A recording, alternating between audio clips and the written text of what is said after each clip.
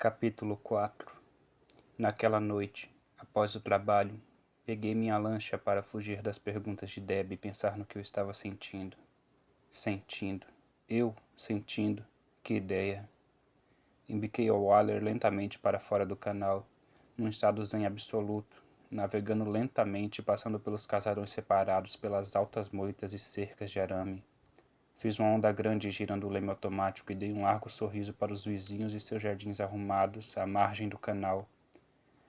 Crianças brincavam na grama bem cuidada. Mamãe e papai faziam churrasco, relaxavam ou poluíam as cercas de arame, de olho nas crianças. Acenei para todos. Alguns até retribuíram. Eles me conheciam, já tinham me visto passar antes, sempre alegre, dando um grande olá para todo mundo. Era um homem tão gentil, muito simpático. Não consigo acreditar que tenha feito essas coisas terríveis. Acelerei ao entrar no canal. Saí dele e rumei para o sudoeste, na direção do Cabo Flórida. O vento na minha cara e os borrifos de água salgada ajudaram a clarear as ideias. Fizeram com que me sentisse limpo e um pouco mais animado. Ficou bem mais fácil pensar. Em parte por causa da calma e da paz da água. E em parte porque, na melhor tradição esportiva de Miami, quase todas as outras lanchas pareciam estar querendo me matar. Achei aquilo bem relaxante. Eu me senti em casa. Este é o país. Esta é a minha gente. Passei o dia trabalhando para conseguir poucas informações novas da perícia.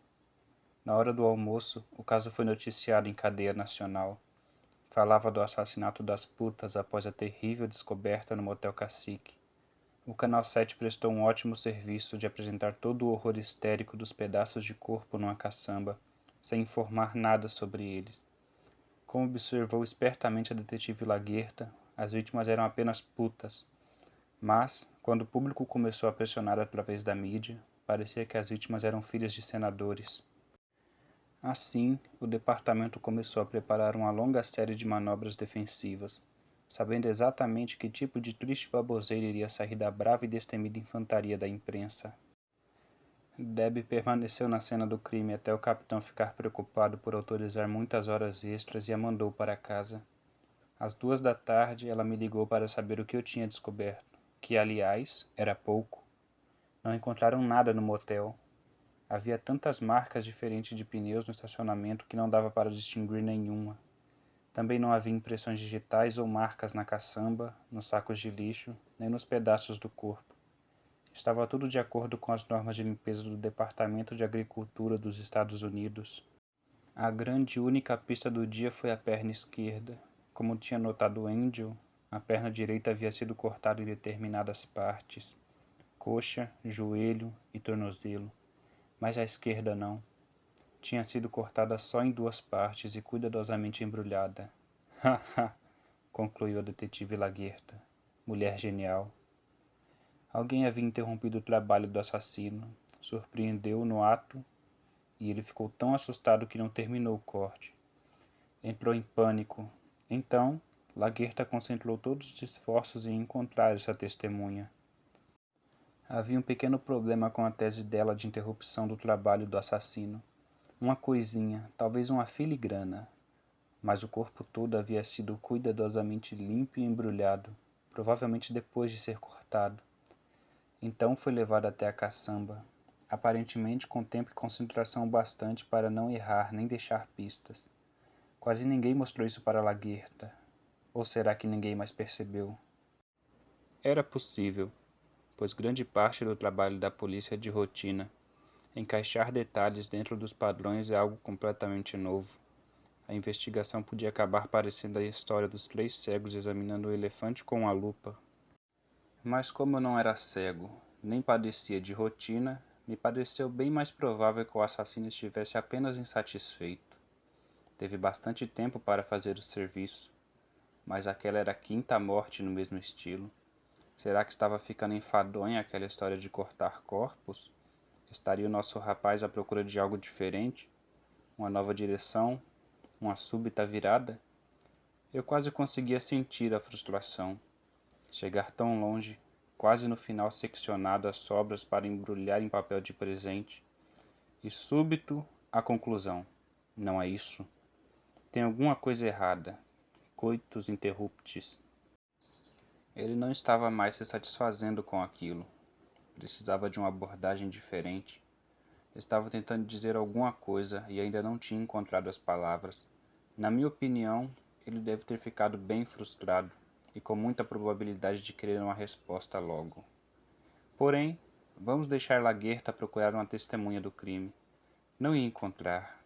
Aquele era um monstro frio, cuidadoso e totalmente fascinante para mim. E o que eu deveria fazer com a minha fascinação? Não tinha certeza. Então me retirei para minha lancha. Fui pensar.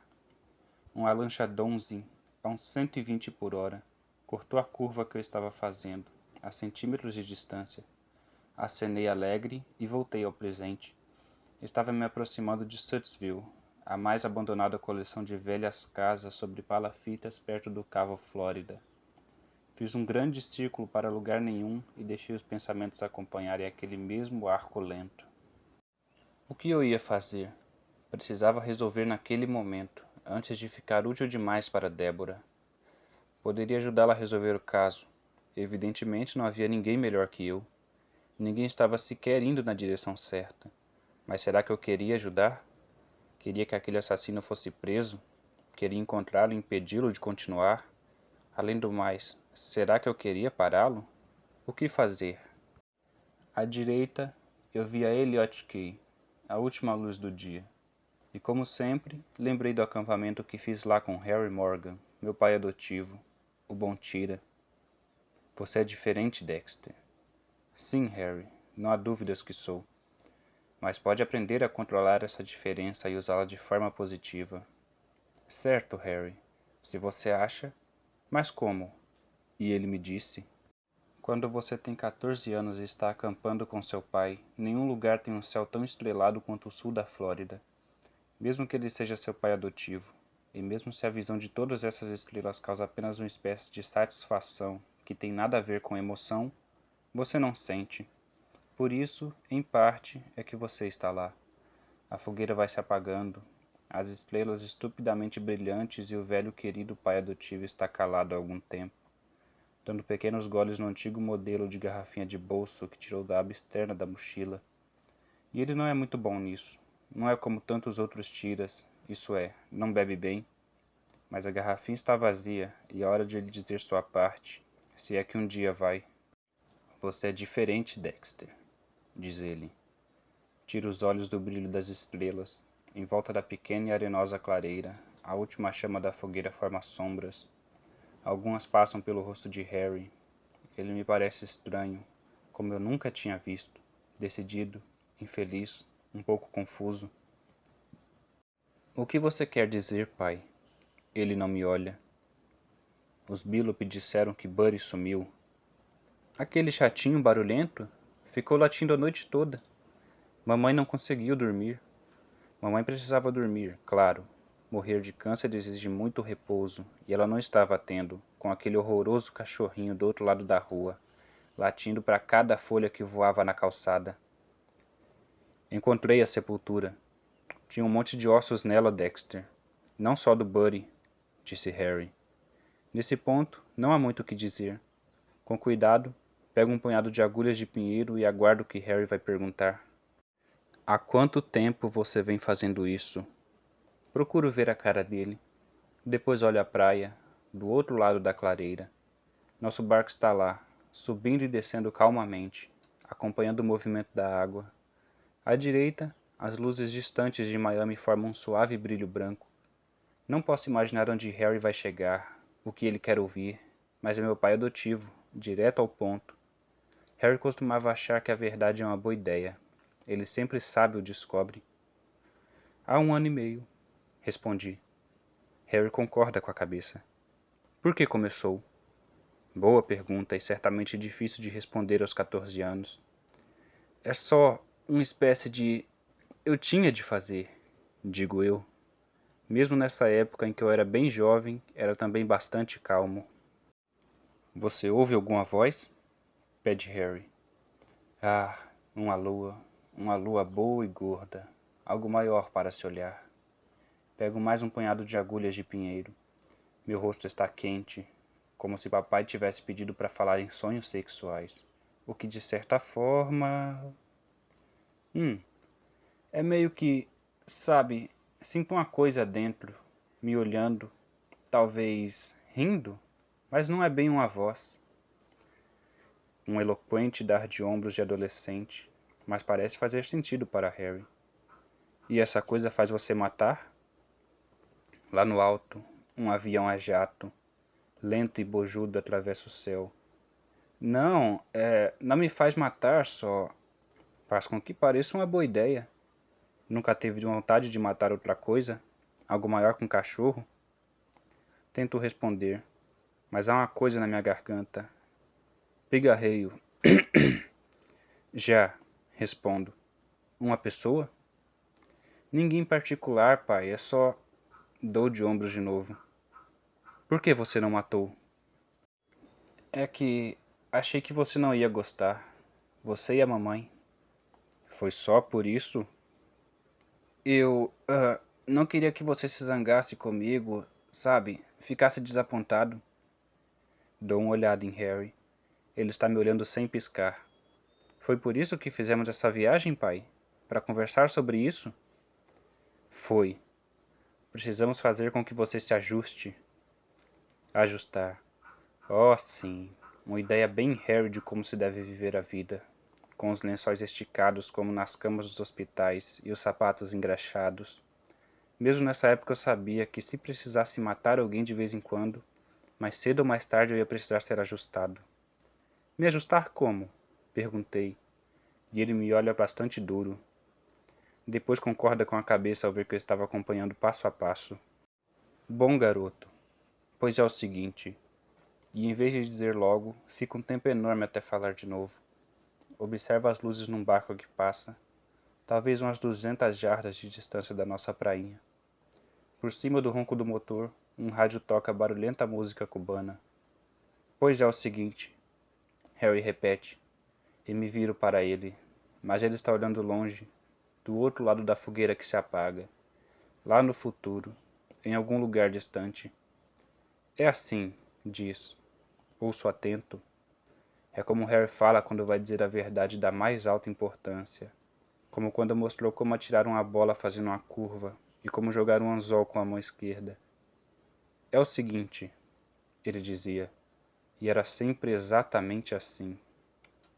Estou ficando velho, Dexter. Esperou que eu protestasse, mas não falei nada, e ele concordou com a cabeça. Acho que as pessoas veem as coisas de outro jeito quando envelhecem, concluiu ele. Não é que fiquem mais complacentes, ou que vejam como as coisas podem ser cinzentas, em vez de apenas preto no branco. Eu apenas estou vendo as coisas de outro jeito, melhor. Olha para mim, o olhar de Harry, amor firme com olhos azuis. Certo, concordo. Se fosse 10 anos atrás, eu colocaria você em alguma instituição, diz, e pestanejo. Essa afirmação quase dói, exceto pelo fato de que eu já tinha pensado nisso. Mas hoje acho que seja melhor. Conheço você e sei que é um bom garoto. Não, digo, e a voz sai bem calma e fraca.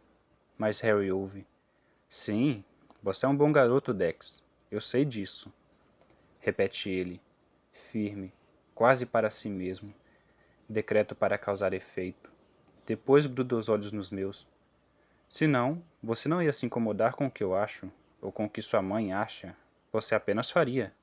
Não pode evitar, eu sei. Porque... Ele para e olha para mim um instante. Aquilo é bem desconfortável. O que você lembra antes? Quer dizer, antes de nós ficarmos com você. Isso continua machucando. Não sei porquê. Eu tinha só 3 anos. Não me lembro de nada. Certo, ninguém deveria lembrar daquilo. E até o fim da vida foi tudo o que ele disse sobre o assunto. Mas, mesmo que você não lembre, Dex, aquilo teve consequências sobre você. Aquelas coisas fizeram você ser como é agora. Conversei com algumas pessoas sobre isso. E o mais estranho de tudo, ele me deu um pequeno, quase tímido sorriso.